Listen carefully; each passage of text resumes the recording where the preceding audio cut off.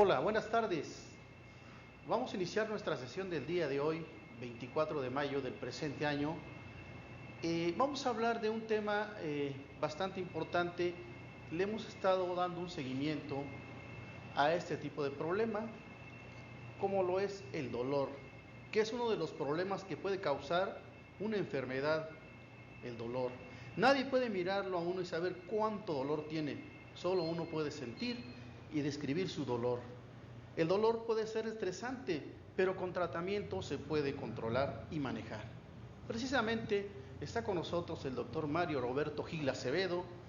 El doctor Mario Roberto es especialista en anestesiología y en esta ocasión nos hablará sobre el dolor. Doctor Mario Roberto, bienvenido con nosotros nuevamente y adelante, por favor. Muchas gracias, doctor Cibaja. Agradezco mucho la oportunidad de este foro. Es muy importante tratar este tema porque involucra a todo el ser humano. Hablar del dolor sería una cosa interminable y tan interesante porque tiene muchos aspectos que hay que analizar. Voy a tratar de hacer en esta charla pues un recorrido de las diferentes formas, recordatorio de la producción del dolor, el tipo de dolor, etcétera.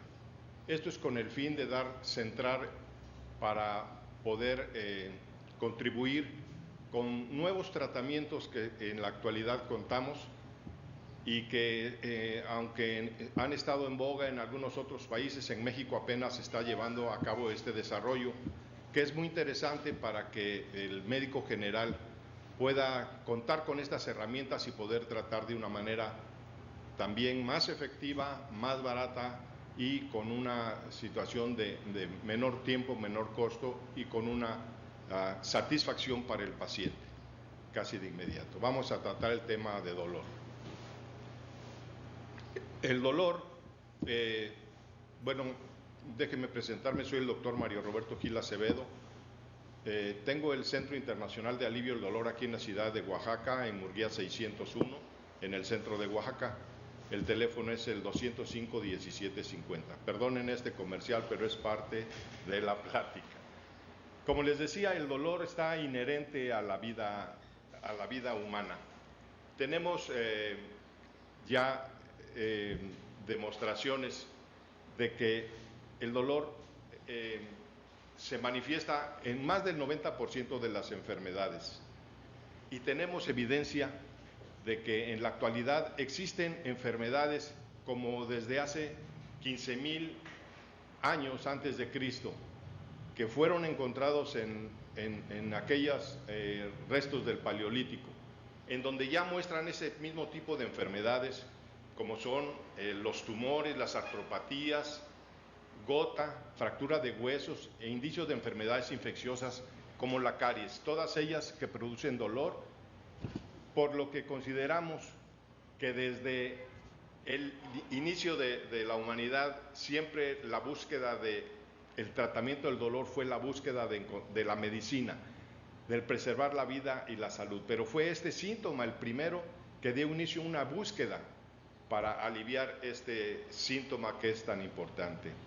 Lógico es que dentro de esas culturas milenarias se pensaba que el dolor era un demonio que se encontraba dentro del cuerpo y que se trataban de sacar por algunos mecanismos.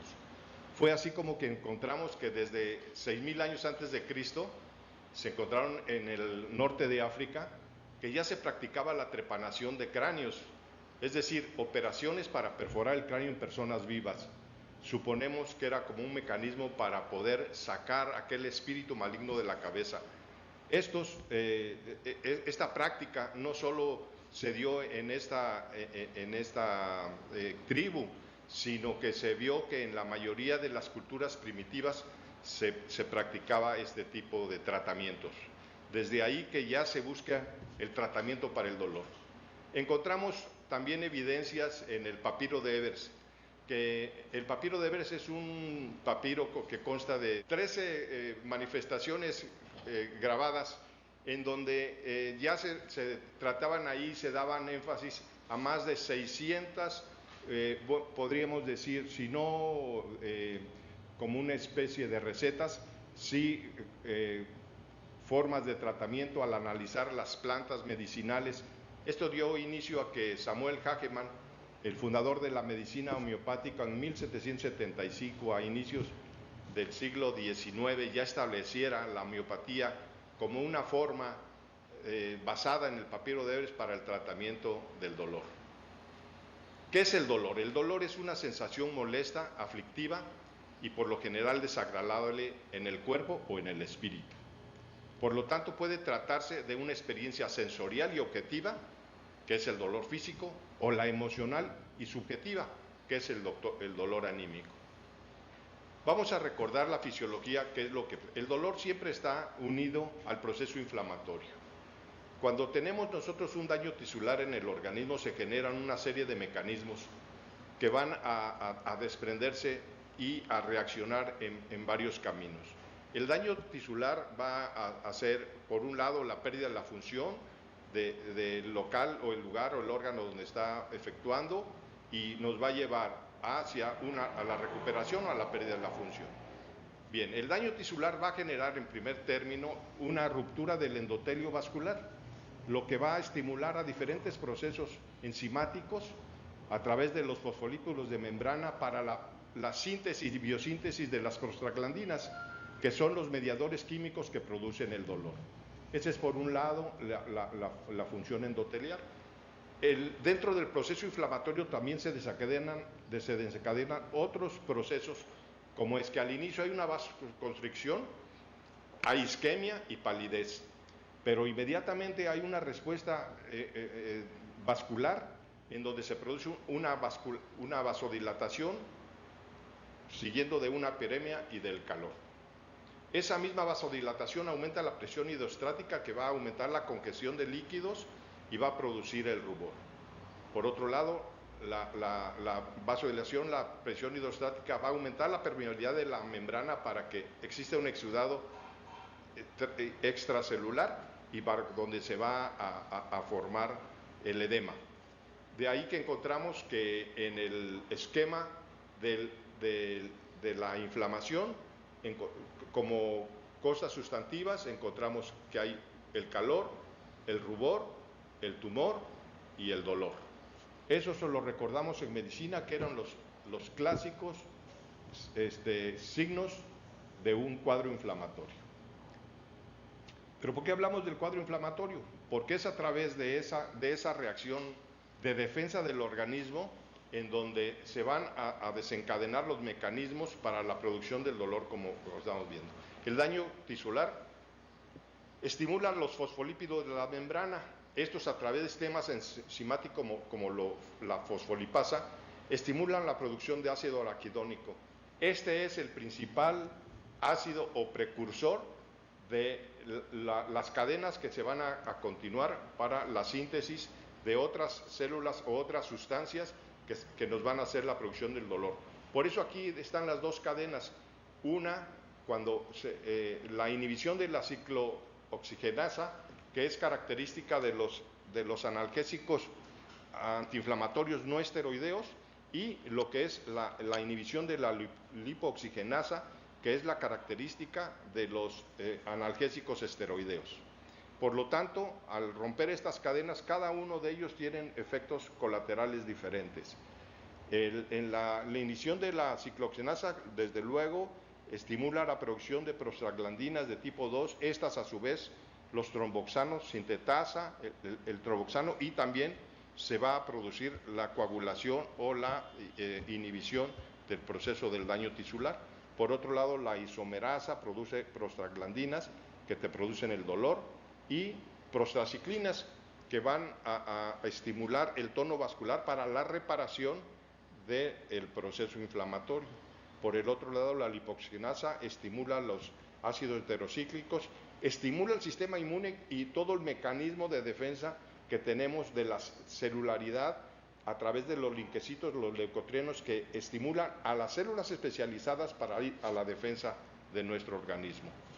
Los antiinflamatorios, los fármacos más utilizados para el control del proceso antiinflamatorio son de dos tipos: los esteroidales, que son derivados del ciclopentano peridroferanteno, lo que le llamamos esteroides, o bien los no esteroidales, que son derivados de distintos ácidos orgánicos. Estos son a los que llamamos antiinflamatorios no esteroidales. ¿Cuál es el mecanismo de acción? Como habíamos visto, es la inhibición de la acilcooxigenasa y del camino hacia evitar la producción de prostaglandinas y la inhibición del dolor. Por eso es que también tiene un efecto analgésico y antipirético que tiene un efecto más prolongado. Estos, al contrario de los esteroides, de los esteroidales, no causan aborto ni inmunodepresión, por eso pueden estar indicados este tipo desde inicio del embarazo sin ninguna preocupación. ¿Cuál es la desventaja? Pues depende del mecanismo de administración que te pueden producir trastornos digestivos. Los antiinflamatorios no esteroidales actúan contra la inflamación, como dice, inhibiendo la síntesis de prostaglandinas y las que participan como mediadores químicos del proceso inflamatorio del dolor. Al revés de los antiinflamatorios esteroides, el mecanismo de acción vimos que era la inhibición de la fosfolipasa. Esta tiene un efecto muy importante, tiene un efecto glucocorticoide que protege la membrana celular y disminuye el edema porque produce una vasoconstricción periférica. Estos pueden causar aborto e inmunosupresión. Estos inhiben la cadena de estimulación de la celularidad de los leucocitos y no tienen efecto antipirético y pueden romper el nulo efecto analgésico. Por esto es que no se deben administrar de los derivados esteroideos al inicio del embarazo. ¿Cuáles son estos tipos de antiinflamatorios esteroideos? Son la prednisona, la flumetazona y la dexametasona, que son los de más uso en nuestro país.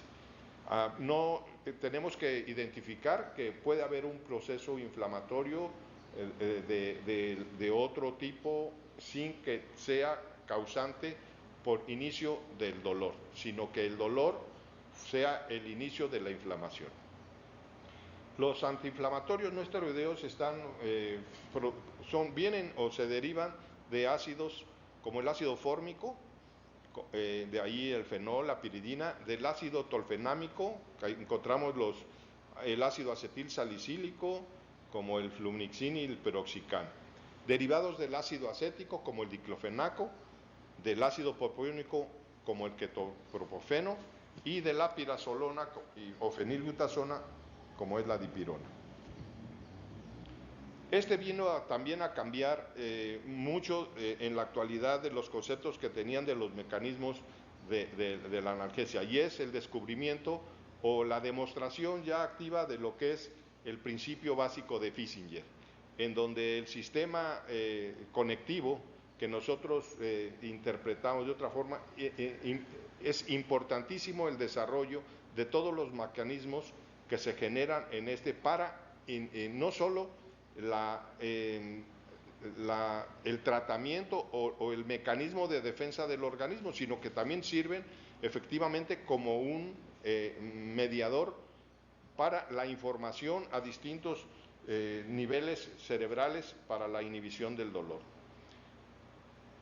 Vamos a ver, el dolor se clasifica primero en un dolor somático y dolor visceral, dolor neuropático y dolor psicógeno. Ese es por el dado de la presentación del dolor. Por la intensidad del dolor lo consideramos como leve, moderado y fuerte, y por tiempo de presentación en agudo y crónico. Son las formas más simples de clasificar el dolor. El dolor somático está basado principalmente en estímulos de los receptores nociceptivos que se encuentran en la piel, en los músculos o en las articulaciones. Este dolor es localizado. En cambio, el dolor visceral es un dolor no bien localizado y referido a una zona de la piel que tiene las mismas metámeras que el órgano afectado. Si recordamos, en nuestro cuerpo humano tenemos un mapeo de las diferentes zonas de acuerdo a la inervación que está dado por los nervios espinales. Estos nervios espinales, como pueden ser desde el nivel cervical, torácico, lumbar o sacro, van a marcar la zona de inervación del nervio espinal. El nervio espinal, como sabemos, está formado por la unión de las raíces dorsales y las raíces ventrales. Estos a su vez se unen a la salida de las vértebras para formar el nervio espinal. Estos se continúan a través de toda la piel y los receptores nocioceptivos. Pero también estas raíces o este nervio espinal de alguna forma también tiene una liga con los ganglios del tronco simpático, que son los del sistema simpático parasimpático, que nos van a dar la información de las vísceras. Ahí se va a integrar la información del dolor, por eso es de que el dolor se hace referido. Por ejemplo, el dolor, si duele el riñón o tenemos un problema del riñón, se está refiriendo sobre la zona de la piel, en la zona lumbar, donde se proyecta el ese. Es así, por ejemplo, cuando nosotros tenemos que analizar, por ejemplo, un dolor de vesícula, un dolor de apéndice, está localizado en diferentes áreas del cuerpo por estos mecanismos. Es la interrelación de los ganglios simpáticos con las raíces motoras y nerviosas de los ganglios raquídeos están dados precisamente en la emersión de la médula espinal a la salida de las vértebras. Estas ya son lo que llamamos raíces nerviosas, y en la cadena simpática paravertebral que se encuentran también a lo largo de la columna. Los ganglios espinales están, como habíamos dicho, formados por una raíz sensitiva y una raíz motora, que en su conjunto forman el nervio espinal. Y como decimos, estos están a su vez ligados a los ganglios simpáticos, que nos dan las diferentes manifestaciones, no solo de la interpretación del dolor, sino de la respuesta que se tiene en los diferentes de vasodilatación y vasoconstricción en la información de todos los plexos. Esta está muy enredada, pero es más o menos refleja las diferentes metámeras, o donde el intestino delgado, el colon, el apéndice están referidos por eso. Aquí hay una más clara, que son las metámeras de los órganos. Por ejemplo, en la cadena cervical vamos a recibir información de todos los pares craneales, lo que es del ojo, que tienen raíces sensitivas, raíces motoras, pero también a través de los plexos simpáticos. Los pulmones tienen hacia raíces torácicas superiores. El ganglio celíaco, que es el ganglio más importante porque ese inerva de la simpático parasimpático de todos los órganos, lo que se llama el cerebro, el segundo cerebro. Es el que se manifiesta en todos los órganos principales, como es el hígado, el páncreas, los riñones, etc. Y los otros ganglios que utilizamos también para el tratamiento del dolor es el ganglio mesentérico superior y el mesentérico inferior, en cuanto a los dolores viscerales. Es ahí, a esos niveles, donde actúan los diferentes mecanismos para la inhibición del dolor. Por eso un dolor de tipo somático se tiene que integrar hacia un analgésico que vaya a inhibir las prostaglandinas, y no un medicamento que vaya a producir vasodilatación o vasoconstricción, como es en el caso del dolor, por ejemplo, premenstrual, o el dolor de órgano, en donde ahí lo que necesitamos es evitar el vasoespasmo, o en un cólico renal. Ahí un antiespasmódico, que es otro mecanismo de acción, es el que va a ser más indicado a un tipo de analgésico no esteroideo, antiinflamatorio no esteroideo, como el ácido acetilsalicílico. Así, por eso debemos de indicar en ese tipo los que van a inhibir a los procesos simpáticos de vasodilatación. El dolor agudo es de aparición brusca, provocado por un daño tisular orgánico, que manifiesta un daño actual o inminente, porque tenemos esa propiedad que a veces sentimos el dolor antes que produzca. Por eso, en un momento nosotros nos retiramos del lugar donde nos va a producir el daño tisular, muy cercano al filo de una aguja, muy cercano al propio calor, automáticamente nosotros nos defendemos porque el cerebro ya tiene información de que eso le puede causar en daño. Es una reacción de defensa y de protección y un aviso del desequilibrio temporal y pasajero. El dolor agudo, la señal de alarma, es una señal de alarma donde un daño tisular o visceral.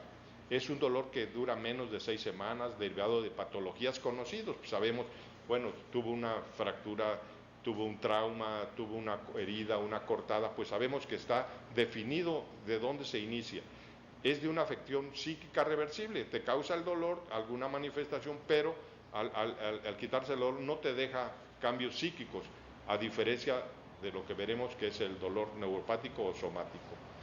El diagnóstico pues también es más sencillo del dolor agudo, el tratamiento también es sencillo, temporal y económico, y la recuperación es temprana y completa. Y en la mayoría de los casos no deja circunstancias. Es el proceso, por ejemplo, un dolor agudo es el producido en un traumatismo. En cambio, el dolor crónico es aquel dolor que persiste por más de un mes o 6 semanas después de un curso habitual de una enfermedad aguda, o del tiempo razonable que tendríamos que esperar a que sanara la herida. Esto se asocia a un proceso patológico crónico que causa un dolor continuo, intermitente, y que sí tiene efectos fisiológicos, psicológicos y conductuales. El dolor crónico representa una interpretación también psicógena. El dolor neuropático es el que resulta de lesiones o alteraciones crónicas en vías nerviosas periféricas o centrales. Este puede desarrollarse y persistir en ausencia de un estímulo nocivo. Pueden ser focales o generalizados, lo que referimos a las neuropatías producidas por enfermedades crónico-degenerativas, por hipoxias prolongadas, etc. En el caso de la diabetes, la producción del dolor neuropático o la neuropatía diabética es precisamente por una constante hipoxia que se va presentando por la alta densidad del azúcar.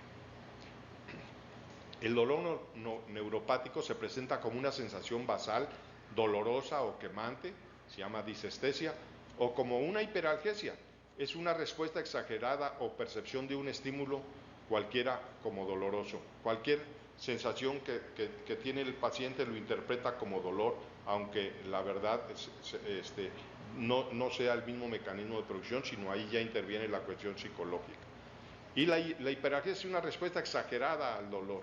Eso porque ya intervienen ahí, dentro de la modulación del dolor, el despertar de sustancias, de neurotransmisores, etc. El dolor psicógeno siempre se asocia a problemas de ansiedad o depresión. Si bien el daño puede o pudo existir, el problema central es la amplificación o distorsión de esos impulsos periféricos por el estado psicológico. Es que te queda ya la memoria del miedo y la respuesta, y eso, aunque no se presente ya el estímulo o la lesión para producir el dolor se te presenta. Es el caso así de lo que se refiere a los miembros fantasmas, pacientes que cursan con dolor, les amputan la pierna, pero ellos siguen sintiendo el dolor. La clasificación del dolor por intensidad, como lo decíamos, es leve, moderado y fuerte.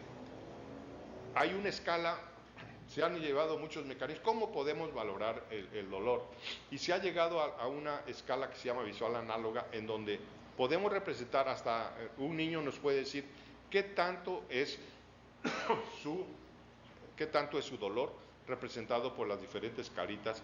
Otras escalas que se han manifestado por reglas del 1 al 10, etcétera, o dando clasificaciones de este tipo para poder llevar a cabo cuál es la intensidad del dolor. Asimismo, ya la Organización Mundial de la Salud ha establecido también una escalera analgésica de acuerdo al tratamiento del tipo del dolor. Así, por eso, para un dolor leve, agudo, se indican los analgésicos antiinflamatorios no esteroideos, como al que habíamos hablado, del paracetamol, el metamizol, etc. Cuando el dolor es más importante, ya podemos utilizar diferentes tipos de otros analgésicos derivados opiáceos, que son el otro mecanismo, no esteroideos, pero sí opiáceos, como el travadol, la codeína, y también en el dolor moderado los AINES o el paracetamol o algunos de los analgésicos no esteroideos que tienen una potencia más fuerte o de mayor durabilidad. Ya en un dolor intenso debemos utilizar analgésicos opiáceos más fuertes. Hay derivados sintéticos opiáceos, ahorita lo vamos a ver, en que la utilización de estos están indicados como lo es la buprenorfina, la morfina, la meperidina. Siempre se recomienda que vaya combinado con un analgésico antiinflamatorio no esteroideo, como un adyuvante. Y el dolor intenso, en donde ya no hay una respuesta a los opiáceos naturales, pues se utilizan otras técnicas, desde los bloqueos periféricos hasta la asociación de diferentes opiáceos endovenosos en la administración continua a través de catéteres, o bien directamente en el sitio donde se inicia, o a través de las raíces nerviosas periféricas emanadas en la columna vertebral. El manejo del dolor también tenemos que hay, como decimos, de muchos tipos y de acuerdo a la escala, desde utilizar los analgésicos y antiepilépticos, la mezcla de unos y otros para tener una coadyuvancia. Hay necesidades en algunos de utilizar antidepresivos o unirse a corticosteroides, ¿no? Inclusive neurolépticos, o llegar hasta los anestésicos. Eso es dependiendo del tipo de estrategia que vamos a hacer para manejar el dolor. Hay otras técnicas estimulativas como la analgesia regional continua, son bloqueos periféricos a través del epidural o subaracnoideo, con bombas de infusión intratecales, con narcóticos o bien con analgésicos derivados narcóticos, o bien con anestésicos locales de larga duración. Hay técnicas de neuromodulación a través de estimulaciones nerviosas de los TENS, y la estimulación epidural, la administración de fármacos intradurales o sistemas implantables, bombas de infusión continua ya abajo de la piel. O bien la técnica de bloqueos de los nervios periféricos. También ya hay actualmente muchos analgésicos por vía tópica, hasta narcóticos potentes como el fentanilo o la buprenorfina. Y la técnica ablativa, que es ahora sí que la inhibición del dolor vamos a decir, la inhibición del dolor continuo en la raíz nerviosa con ablactaciones como son el fenol, etcétera. O hasta las cordotomías cervicales y dorsolas cuando el dolor es demasiado importante o que ya no podemos tener el control del dolor. De aquí que las estrategias terapéuticas nos dan tres mecanismos para el manejo del dolor. Desde el estímulo local, donde se produce el proceso inflamatorio, en donde lo tratamos con analgésicos no esteroideos, con corticoides, con anestésicos locales, o con antagonistas como son los COXIPs. De ahí tenemos en la transmisión del dolor la inhibición a través de la inhibición de la transmisión de los nervios espinales, que nos van a llevar hacia las raíces nerviosas, o bien la modulación dentro del haz espinotalámico, en donde ahí encontramos que es ahí donde tienen efecto los derivados opiáceos. En los receptores mu, kappa, etcétera, que son las transmisiones en la modulación para modificar los neurotransmisores como la serotonina, la noradrenalina y las encefalinas que llegan hasta la corteza cerebral. Son los tres mecanismos de inhibición del dolor que podemos utilizar. Este es un mecanismo de los diferentes tipos de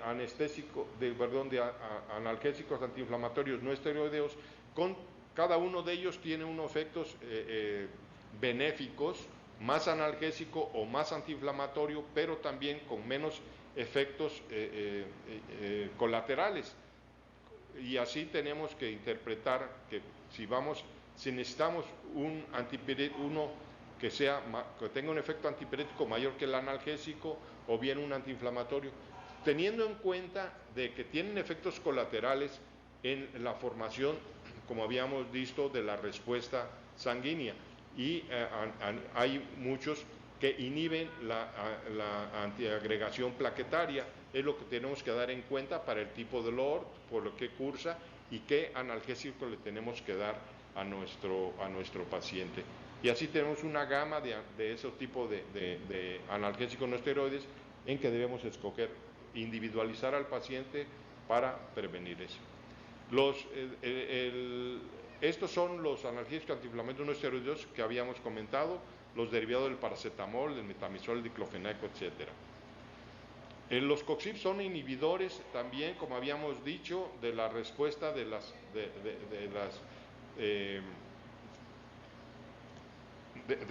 la generación de los aspectos trombóticos de la función vascular. Los COXIPs, que son analgésicos que inhiben la producción de prostaglandinas, pero que también tienen un efecto trombogénico.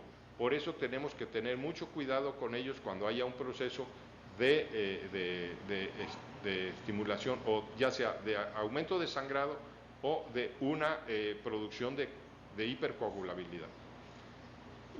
La clasificación de los opiáceos están de los derivados del opio, ¿sí? Que son de los opiáceos naturales, como la morfina, la codeína y el pantopón. Luego los semisintéticos, como la heroína, el metopón y la oximorfona, que son derivados semisintéticos naturales. Y los sintéticos que se han establecido o se han producido en base a los efectos que se buscan de los derivados opiáceos, como es la oximorfona, la oxicodina, la malbufina y la naloxona. También otros derivados del morfimano, como el labartenol, el destrometorfán, derivados de la fenilpiperidina, la bemperidina, el fentanilo, sufentanilo. Estos casi son analgésicos opiáceos sintéticos, pero de una gran potencia, inclusive de 100 o 1000 veces más potentes que la propia morfina. Estos deben ser usados casi exclusivamente por manos expertas, como del anestesiólogo, porque se utilizan para el tipo de anestesia. En la actualidad, el fentanilo se han ya hecho parches para una administración transdermal. Desde luego, la dosificación ya está muy bien estudiada para que no se absorba más allá de lo debido, porque esto sí causa una importante depresión respiratoria, como es común de todos los derivados del opio.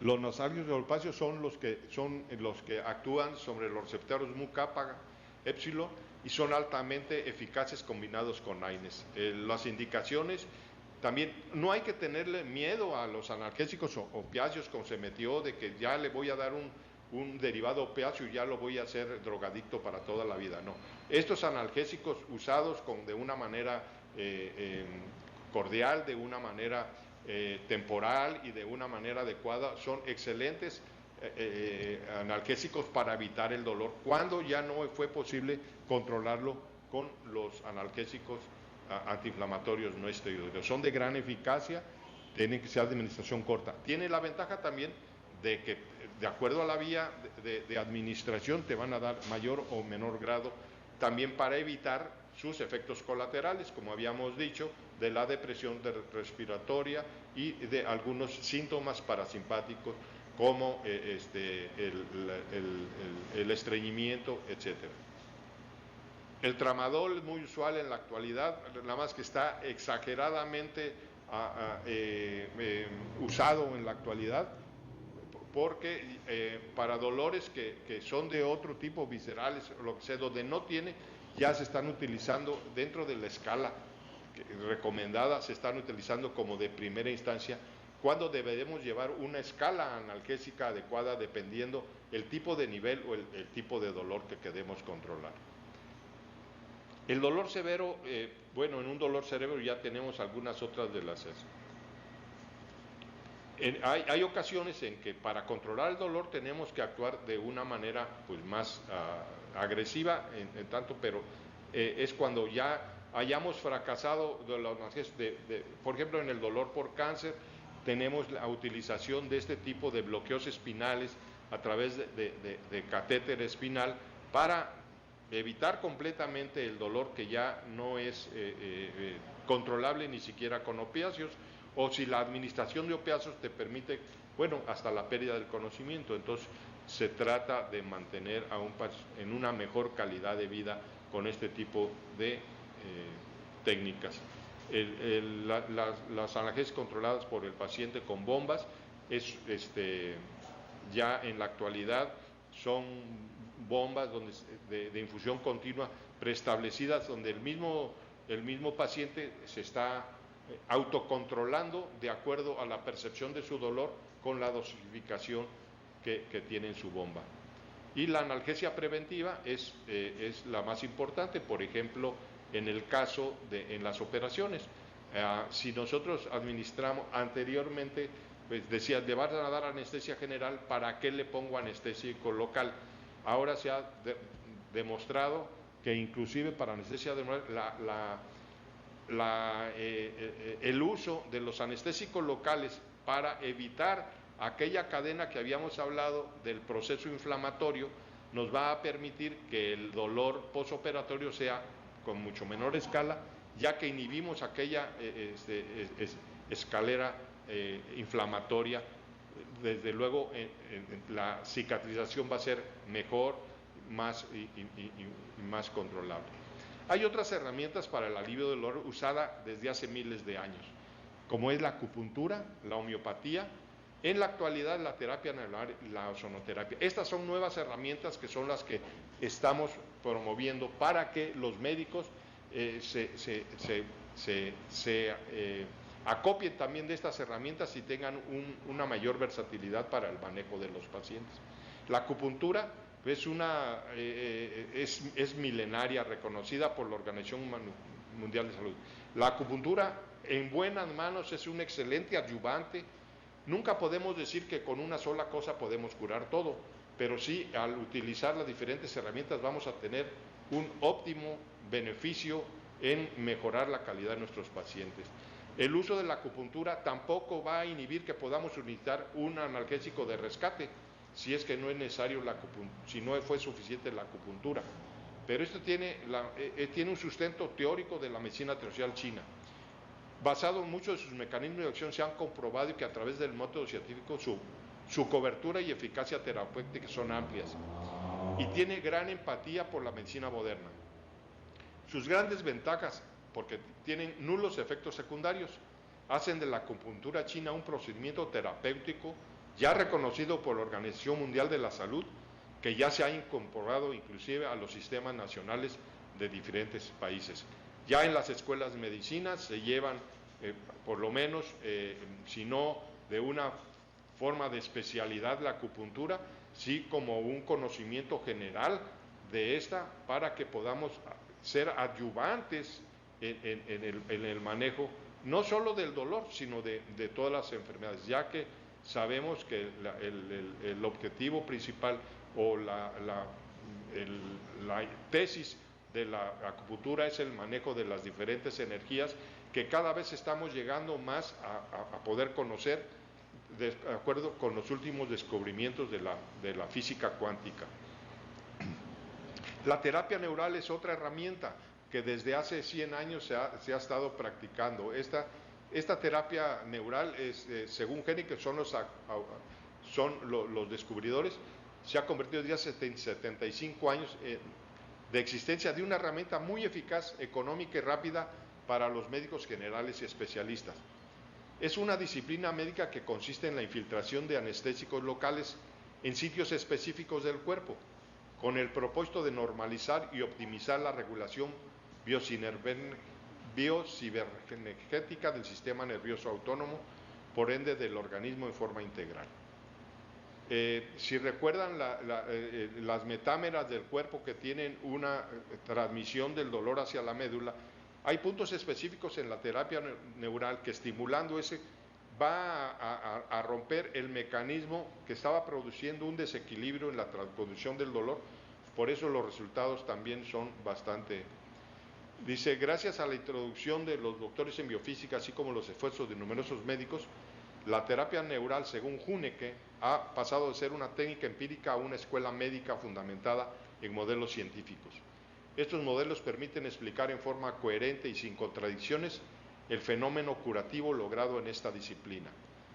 Los sitios en que se aplica la terapia neural incluyen muchos de los puntos de la acupuntura, además de otros lugares especiales. También se aplica en la zona que se tenga un dolor por el simple efecto de analgésico. Aquí en la terapia neural lo que se está utilizando son los mecanismos de respuesta de los estímulos cortículo-viscerales o viscerocutáneos. Como habíamos visto, la integración de los nervios espinales con la cadena simpática parasimpática hacen que se potencialicen o se disminuyan aquellos cortocircuitos que se producen o mecanismos que se producen en la producción del dolor. La terapia neural es una herramienta que, así como la acupuntura, se tendrá que ir introduciendo en las escuelas de medicina para que los médicos tengamos otra herramienta más para coadyuvar en el tratamiento del dolor. Aunque parece utópico, la magnetoterapia, esta es una ciencia que estuvo desde en 1600 difundida. El efecto que logró conseguir que a través de magnetos ya se pueden modificar los campos magnéticos del cuerpo humano, y así como la acupuntura establece que con unos puntos específicos se logra la retransmisión o la modulación de la energía, también la magnetoterapia implica ese fenómeno. La ignorancia que yo tengo y que pues no puedo identificar cuál sea el mecanismo, pero no podemos olvidar que hay situaciones que funcionan a pesar de la incredulidad que seamos. Yo no le puedo dar aquí el sustento, pero sí me han referido a algunos pacientes que han llegado con man. No en todos los casos, de que diga que con la magnetoterapia se van a curar todo. Los resultados más fáciles de observar de la magnetoterapia son cuando desaparece un dolor muscular o un dolor de cabeza a los pocos minutos de usar un imán. De igual forma, los resultados más sorprendentes se presentan cuando disminuyen o desaparecen los tumores en el cuerpo, cuando rápidamente sueldan las fracturas en mujeres de edad avanzada o cuando se borran los moretones producidos por un golpe. Pero, ¿qué es la magnetoterapia? La magnetoterapia o terapia con campos magnéticos es, definida en forma sencilla, el tratamiento de enfermedades mediante el uso de campos magnéticos. Estos campos magnéticos pueden ser producidos por imanes permanentes o electroimanes, los cuales tienen un campo magnético variable. El término de magnetos e imanes se usa en forma indistinta.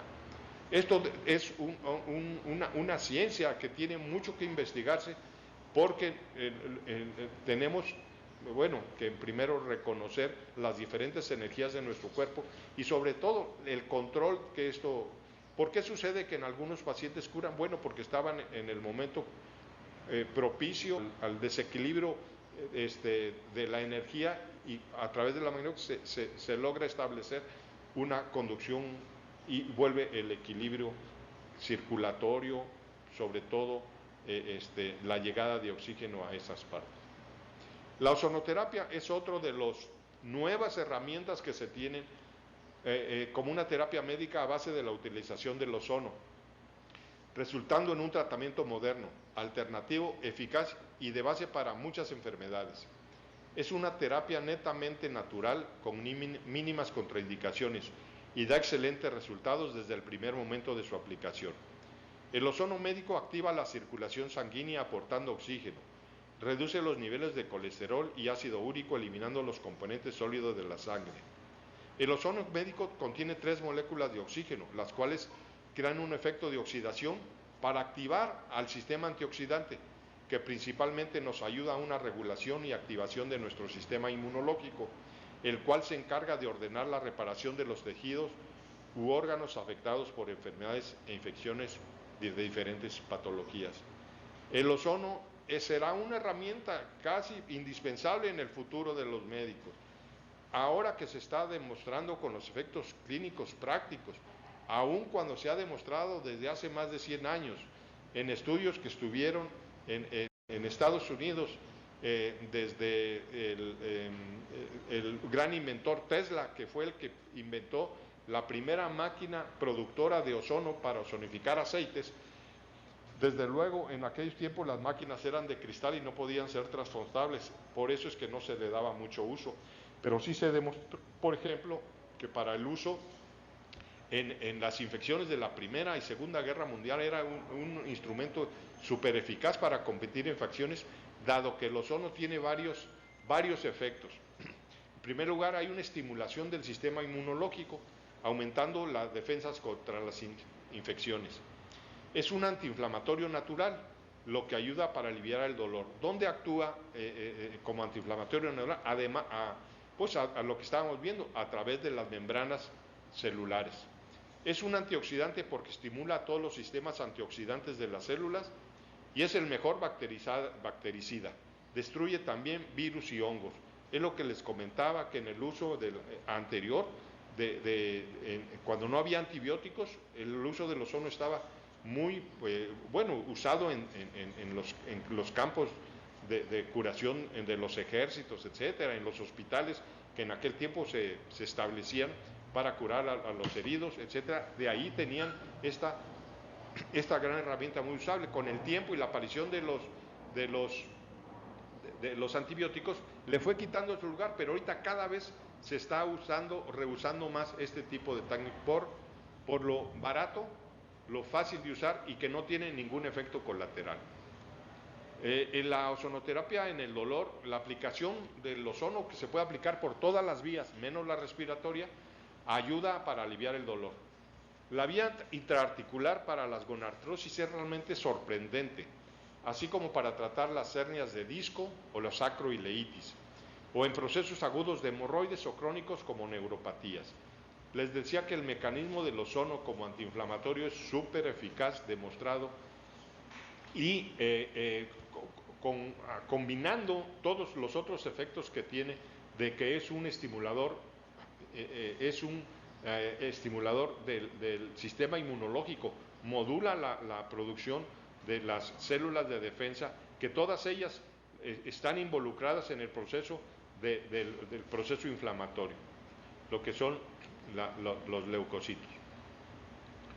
Y por eso a este tipo de herramientas se les han llamado medicinas complementarias, porque estas medicinas en realidad actúan en las causas y no en los síntomas. Son medicinas biológicas que utilizan los mismos mecanismos de activación o supresión fisiológicas. No hacemos ningún cambio dentro del organismo más que estimular a los propios mecanismos de defensa de nuestro organismo para producir el efecto que nosotros. Entonces, estamos yendo sobre la causa y no suprimiendo los efectos como se hace en algún tipo de analgésico. Tenemos actualmente lo que es la medicina hiperbárica.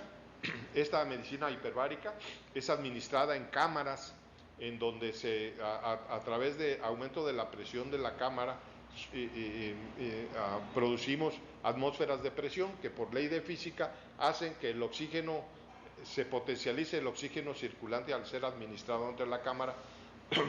Lógico es, al tener un aumento del oxígeno circulante, tiene efectos sistémicos que evitan la hipoxia. Recordemos que la hipoxia es uno de los causantes de producción del dolor o de la generación de prostaglandinas. Por lo tanto, se produce analgesia. Y la antiinflamación, además de los efectos de toda economía mejorando la circulación en general. Se usa en dolor agudo y en dolor crónico, así como en las neuropatías y dolor por cáncer, por el mecanismo que estamos diciendo que todas esas patologías crónicas es así como damos un nuevo panorama, no un nuevo panorama, sino un panorama generalizado, pero sobre todo el establecer que hay nuevas herramientas que debemos de conocer. En la actualidad, gracias al Internet, tenemos un gran acúmulo de conocimiento. Cualquiera nos podemos meter a buscar de terapia neural o de ozonoterapia, además de lo que generalmente nos están llegando información a través de los laboratorios para la promoción de sus milagrosos analgésicos, pero también hay que reconocer con los mecanismos naturales del cuerpo. Pues doctor, le damos las gracias por haber estado con nosotros. Ya próximamente nos veremos. Muchas gracias, doctor Cibaja, a sus órdenes. Muchas gracias, gusto en saludar al público. Pues muchas gracias a la gente de los hospitales que estuvo con nosotros, los que nos siguieron por vía streaming, la red de Telemedicina de Oaxaca. Les da las gracias y nos despedimos para continuar en otra ocasión. Hasta luego, que estén bien.